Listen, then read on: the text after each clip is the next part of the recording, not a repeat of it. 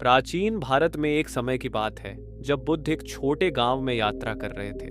उनके साथ कई शिष्य थे और वे सब एक छोटे से तालाब के किनारे विश्राम कर रहे थे।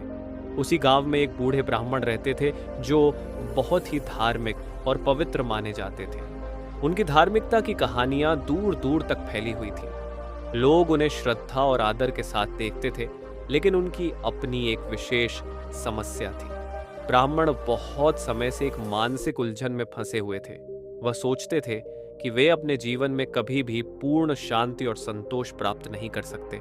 उनके मन में हमेशा एक डर रहता था कि कहीं वे कोई गलत कर्म न कर बैठें जो उन्हें पाप की ओर ले जाए। ये चिंता और भय उनके जीवन को हर समय घेर लिया था। एक दिन ब्राह्मण ने सोचा कि शायद बुद्ध उनके इस मानसिक संकट का समाधान कर सके। वह बुद्ध के पास पहुंचे और अपनी समस्या बताई।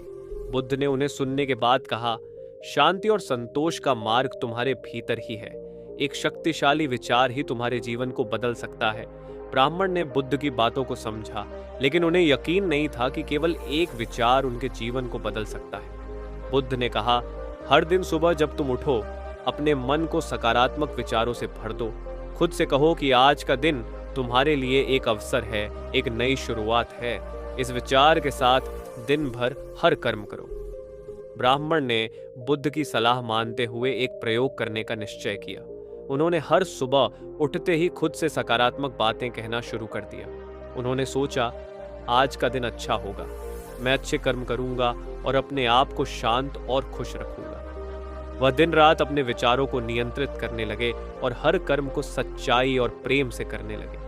धीरे धीरे उन्होंने महसूस किया कि उनका मानसिक तनाव कम होने लगा, उनका आत्म संयम बढ़ने लगा और उन्हें शांति और संतोष का अनुभव होने लगा। ब्राह्मण ने देखा कि उनका जीवन बदल रहा था और अब वह अपने पूर्व के जीवन के तनाव और चिंताओं से मुक्त हो गए थे। समय के साथ ब्राह्मण ने समझा कि वास्तव में उनके जीवन का सबसे बड़ा परिवर्तन उनके अपने विचारों के कारण हुआ था। एक सकारात्मक विचार ने उनकी जीवन धारा को बदल दिया। उन्होंने महसूस किया कि अगर मनुष्य अपने विचारों को सही दिशा दे सके तो वह अपने जीवन की दिशा भी बदल सकता है। ब्राह्मण ने इस अनुभव को औरों के साथ साझा किया और उन्होंने लोगों को यह सिखाया कि मन की शक्ति और विचारों की ताकत बहुत बड़ी होती है। उन्होंने बताया कि एक सकारात्मक विचार से न केवल जीवन में शांति और संतोष पाया जा सकता है, बल्कि यह विचारों की शक्ति के द्वारा किसी भी मुश्किल परिस्थिति का सामना किया जा सकता है। बुद्ध की यह शिक्षा और ब्राह्मण का अनुभव हमें यह सिखाते हैं कि मनुष्य के अपने विचार ही उसकी वास्तविकता को निर्मित करते हैं। विचारों की शक्ति को समझना और उनका सही दिशा में उपयोग करना ही वास्तविक सफलता और शांति का मार्ग है।